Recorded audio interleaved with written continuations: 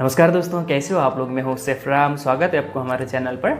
As you know, इस video में हम बात करेंगे रेसिपी कॉस्ट कैलकुलेशन के बारे में, जहाँ मैं एक्सप्लेन करूँगा आप अपने फ़ोन, पीसी तथा डायरी में अपना रेसिपी कॉस्ट इजी तरीके से कैलकुलेट कैसे कर सकते हैं, जो कि एक रेस्टोरेंट ओनर, मैनेजर तथा शेफ को जानना बहुत ज़रूरी है। तो चलिए शुरू करते हैं। इट्स डजेंट मैटर कि हम अपना रेसिपी कॉस्ट फ़ोन, पीसी किस में कैलकुलेट करते हैं। हम सिंपल एक कॉपी में भी अपना रेसिपी कॉस्ट कैलकुलेट कर सकते हैं, बट उससे पहले हमें ये पता होना ज़रूरी है जो भी इंग्रेडिएंट्स हमने परचेज किया है उसका प्राइस क्या है, उसका प्राइस पता होना बहुत ज़रूरी है। उसके बाद ही हम एग्जैक्ट रेसिपी कॉस्ट कैलकुलेट कर सकते हैं। ओके, जिसके लिए हमें क्या करना है, जो भी इंग्रेडिएंट्स हम परचेज करते हैं उसका एक प्राइस लिस्ट रेडी करना है। ओके, और हमेशा ये भी ध्यान देना है एक इंग्रेडिएंट्स का प्राइस हमेशा सेम नहीं रहता, कभी कम होता है तो कभी ज़्यादा। इसके लिए भी हमें अपडेट रहना है।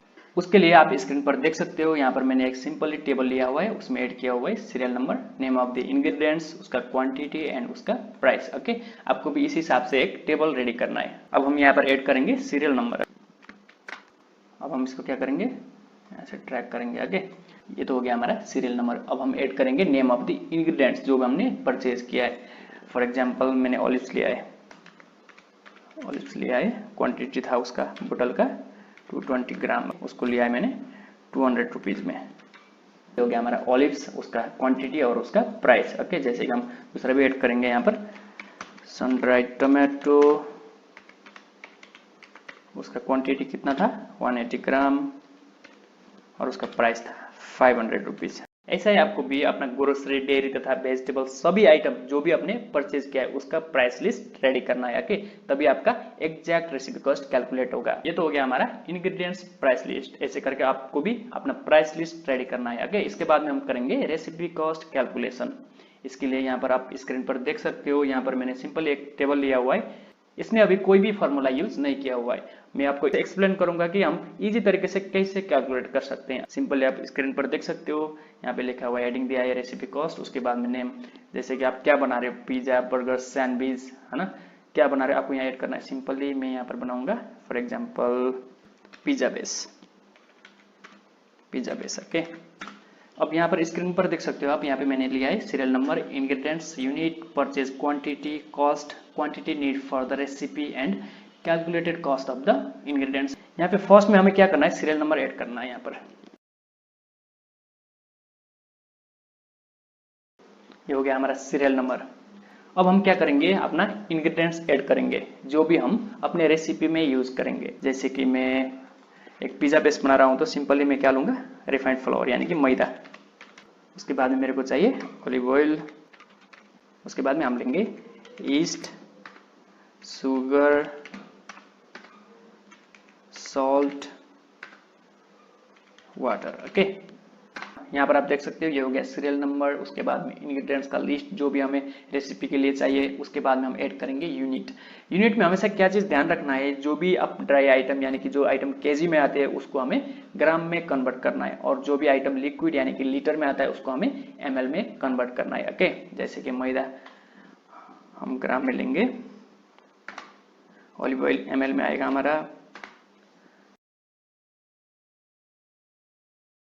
और वाटर आएगा ml में। अब जाएंगे हम परचेज क्वांटिटी में, कितना क्वांटिटी आपने परचेज किया है। जैसे कि मैंने मैदा 1 kg परचेज किया है, यहाँ पे मैं क्या करूंगा, ग्राम में कन्वर्ट करके लिखूंगा 1000 ग्राम। उसके बाद में मैंने ऑलिव ऑयल लिया है 500 ml का बोतल, यहाँ पे 500 ml ऐड करेंगे।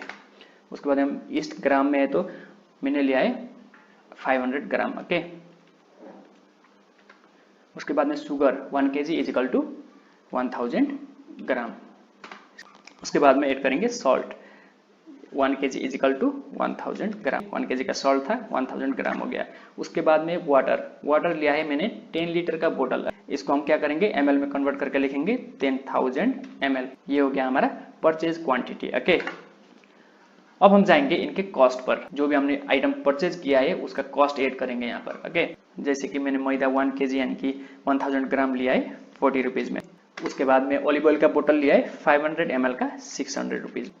उसके बाद में ईस्ट था हमारा 120 रुपीज़, शुगर था 45 रुपीज़, सॉल्ट था हमारा 25, और वाटर था 10 लीटर का बोतल था हमारा 20 रुपीज़। ये हो गया हमारा कॉस्ट। ओके, जो भी आइटम हमने परचेज किया है। नेक्स्ट है quantity need for the recipe. यहाँ पे हमें क्या ऐड करना है, जैसे कि मैदा हमें अपने रेसिपी के लिए कितना चाहिए, ऑलिव ऑयल कितना चाहिए, सभी इसमें ऐड करना है। जैसे कि मैंने मैदा लिया है 500 ग्राम फॉर एग्जांपल, 500 ग्राम। मैंने ऑलिव ऑयल लिया है 90 ml, ईस्ट 10 ग्राम, शुगर 10 ग्राम, सॉल्ट 10 ग्राम और वाटर लिया है मैंने 450 ml। ये हो गया हमारा quantity need for the recipe. हमें अपने रेसिपी के लिए कितना क्वांटिटी चाहिए। अब मेन चीज है calculated cost of the ingredients. जो भी इंग्रेडिएंट्स हम अपने रेसिपी में यूज कर रहे हैं उसका कॉस्ट कितना आएगा। ओके, उसके लिए सिंपली हम एक यहाँ पर फॉर्मूला यूज करेंगे और इज इक्वल टू, उसके बाद में लेंगे quantity need for the recipe और इसको क्या करेंगे, डिवाइड करेंगे किससे, परचेज क्वांटिटी से। ओके, फिर इसको क्या करेंगे, यहाँ पर मल्टीप्लाई करेंगे कॉस्ट से और इसको सिंपली इंटर करेंगे। ये आ गया हमारा calculated cost of the ingredients. अब इसको सिंपली क्या करेंगे, हम ट्रैक करेंगे। ये हो गया हमारा calculated cost of the ingredients. जैसे कि हमारा मैदा है 20 रुपीज का, ऑलिव ऑयल है 108 रुपीज का। ओके, ऐसा करके सारा कॉस्ट यहाँ पर शो हो गया। ओके, यहाँ पर आप एक चीज और देख सकते हो, जैसे कि अपने पिज्जा बेस में हमें कुछ और ऐड करना है। फॉर एग्जाम्पल मैं चिली फ्लेक्स ऐड करूंगा, यह आएगा हमारा ग्राम में। उसके बाद में ये लिया है मैंने 100 ग्राम। ओके, 100 ग्राम लिया है 150 रुपीज का। ओके, यहाँ पे मैंने यूज किया 20 ग्राम और यहाँ पर आप देख सकते हो इसका कॉस्ट शो हो गया। ओके, ये हो गया हमारा calculated cost of the ingredients. अब हम सिंपली इसको क्या करेंगे, हम इसको करेंगे टोटल। ओके, यहाँ पर देख सकते हो 162 हो गया हमारा रेसिपी कॉस्ट। हमारा टोटल कॉस्ट हो गया 162 रुपीज। ये तो हो गया हमारा total cost of the recipe. हमारा टोटल रेसिपी का कॉस्ट है 162 रुपीज। अब हमें ये जानना है हमें एक पिज्जा बेस का कॉस्ट कितना पड़ रहा है, क्योंकि हमें 500 ग्राम का डो लगा है, उसमें से एक ही पिज्जा बेस तो बनेगा नहीं। जैसे कि मैं इसमें से 7 बेस प्रिपेयर करता हूँ। ओके, मेरा 7 बेस प्रिपेयर हो गया है। अब इसको हम जानेंगे कैसे, यहाँ पर सिंपल एक फॉर्मूला यूज करेंगे, इज इक्वल टू, उसके बाद में टोटल अमाउंट को ले लेंगे, उसके बाद में इसको डिवाइड करेंगे जितने भी सर्विंग हमने रेडी किया है। जैसे कि मेरा 7 पिज्जा बेस रेडी हुआ है। ओके, इसको इंटर करेंगे। ये हो गया मेरा एक पिज्जा बेस का कॉस्ट 23.14 रुपीज। आप भी इसी तरीके से अपने फोन तथा पीसी में इजी तरीके से अपना रेसिपी कॉस्ट कैलकुलेट कर सकते हो।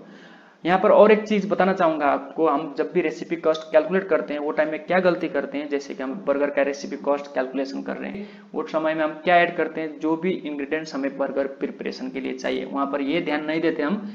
जैसे कि बर्गर के साथ में साइड्स जाता है, फ्रेंच फ्राइज जाता है, केचप जाता है, उनका कॉस्ट हम ऐड करना भूल जाते हैं और हमारा रेसिपी कॉस्ट कैलकुलेशन बराबर नहीं होता। इसलिए हमें वो सभी चीजों का भी ध्यान रखना चाहिए। अगर हम चाहते हैं हम अपने रेसिपी कॉस्ट एक डायरी तथा कॉपी में कैलकुलेट करें, उसके लिए सिंपली हमें क्या होना चाहिए, सबसे पहले प्राइस लिस्ट। फॉर एग्जाम्पल आप स्क्रीन पर देख सकते हो, यहाँ पर मैंने पिज्जा का एग्जांपल लिया हुआ है। जैसे कि मेरा ये हो गया सीरियल नंबर, उसके बाद में इंग्रेडिएंट्स जो मेरे को पिज्जा प्रिपरेशन के लिए चाहिए और पिज्जा सर्विंग के समय जैसे कि पिज्जा सीजनिंग, केचप जो भी जाता है ना, वो सभी इंग्रेडिएंट्स, उसके बाद में उसका क्वांटिटी कितना चाहिए मेरे को और उसका कॉस्ट कितना आ रहा है। और यहाँ पर हो गया हमारा total cost of the pizza.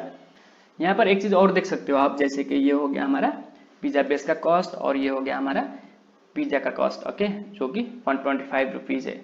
जब हमारा टोटल एक पिज्जा का कॉस्ट 125 रुपीज है तो हमारा सेलिंग प्राइस कितना होना चाहिए जानेंगे नेक्स्ट वीडियो में। That's it for today. That is all about recipe cost calculation. I hope you like this video. If you like this video, please like, comment, share and subscribe our channel. See you on my next video. Thank you.